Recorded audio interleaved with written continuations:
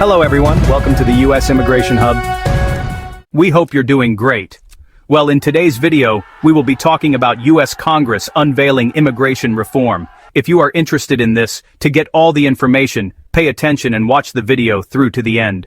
Please hit like and subscribe, and don't forget to push the notification bell for an upcoming video. So without any further delay, let's jump into the video. The mission has always been to deliver immigration news grounded in facts, not speculation. We bring you direct updates from the U.S. Citizenship and Immigration Services, the Department of Homeland Security, and relevant press releases from Congress and the White House. Today we return to a key proposal that many have been asking about, the Dignity Act, introduced by Representative Maria Elvira Salazar at the end of July. Let's break down its main provisions, its current status, and why progress has been delayed. The Dignity Act, a lifeline for millions of undocumented immigrants. The Dignity Act represents a bipartisan attempt to address one of the most pressing immigration issues. It proposes to grant undocumented immigrants who entered the U.S. before 2021 and have no criminal record the opportunity to live and work legally. Beneficiaries would be required to pay federal and state taxes, contribute an annual fee of about $1,000 totaling $7,000 over 5 years, and comply with strict requirements to maintain legal status. Importantly, this bill does not provide a pathway to U.S. citizenship. Lawmakers emphasize that it is not an amnesty bill, but rather a structured plan to allow hard-working immigrants, farm workers, hospitality employees, construction workers, and restaurant staff to contribute openly to the economy. Why the bill has stalled in Congress. Although the Dignity Act is a bipartisan proposal, progress has been minimal. Timing has played a critical role. Congressional recess. The bill was introduced right before the August recess, leaving little room for debate. Government shutdown debates. In September, lawmakers were consumed by the looming threat of a government shutdown. Instead of focusing on immigration reform, energy was spent on political infighting and budget negotiations. Political gridlock, disputes between Republicans and Democrats, especially over appointments and budget allocations, have stalled nearly every meaningful discussion on immigration. As a result, the Dignity Act has not advanced to a formal vote, leaving millions of undocumented workers in limbo.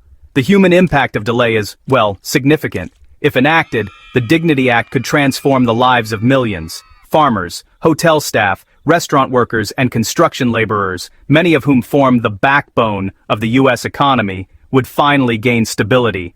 Employers would also benefit from a legal tax-paying workforce. Yet, political battles have overshadowed these potential gains, leaving immigrant families waiting anxiously for progress. A new immigration proposal, Trump's Gold Card visa, has entered the conversation. While the Dignity Act is stuck in Congress, President Trump recently introduced a new immigration initiative via executive order, the Gold Card visa, designed for wealthy investors and highly skilled individuals. This program aims to attract global talent and capital. Key features include a $100,000 contribution to the U.S. Treasury by individuals, or $2 million from sponsoring corporations, fast-track permanent residency for extraordinary individuals, and a reduced investment threshold of $1 million, down from $5 million for wealthy applicants seeking legal permanent residency. So, let's talk about the economic goals of the Gold Card program. The Trump administration expects the Gold Card to generate, approximately $100 billion. Commerce Secretary Howard Lutnick revealed plans to issue 80,000 Gold Cards, with 7,500 millionaires already expressing interest. This program is positioned not only as a tool to bring in wealth, but also to retain top university graduates and skilled professionals who might otherwise be forced to leave after their studies. In Trump's view, the Gold Card keeps talent in the U.S. while injecting massive financial contributions into Social Security, veterans programs, and infrastructure. Now let's look at some international comparisons. A competitive golden visa, is not exactly a new concept worldwide. Countries like Singapore require $8 million in investment, while New Zealand demands around $1.4 million. Compared to these figures, the U.S. Gold Card priced at $1 million is one of the most competitive in the world, making it instantly attractive to global investors seeking permanent residency. But there's definitely a political divide over the gold card. Despite its economic promise, the gold card faces strong opposition from Democrats. Critics argue that such programs favor the wealthy, while ignoring the plight of undocumented immigrants who have lived and worked in the U.S. for decades. Supporters, on the other hand, believe it could spark job creation and strengthen America's economic position in the global market. Conservative groups urged Congress to pass Maria Elvira Salazar's immigration bill. Conservative Hispanic influencers and political groups came out on Tuesday to support Republican U.S. Representative Maria Elvira Salazar's bipartisan proposal to offer undocumented immigrants who entered the United States years ago a chance to legally remain working and living in the country. Groups like the Libre Initiative and Christian Family Coalition met with Salazar in Westchester to discuss the Congresswoman's Dignity Act. Afterward, they joined her at a press conference to rally support for the legislation, which, by the way, has yet to get a committee hearing in the Republican-controlled House of Representatives.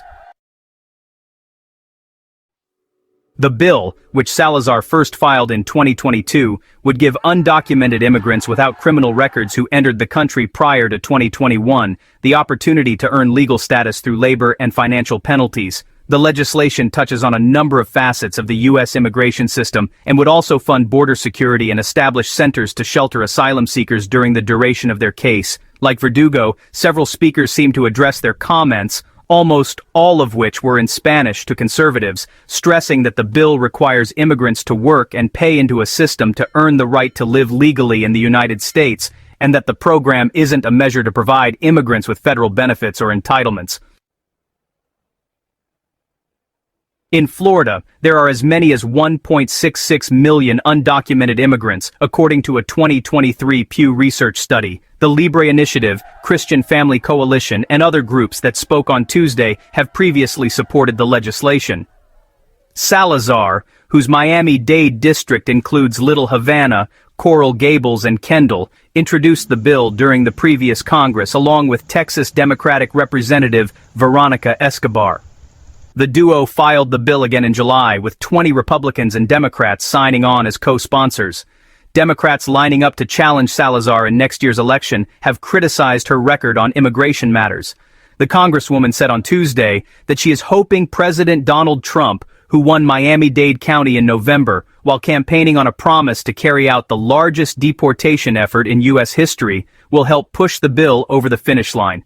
At some point, the signals will be hard enough and loud enough for the president to understand that he needs to sign the Dignity Bill.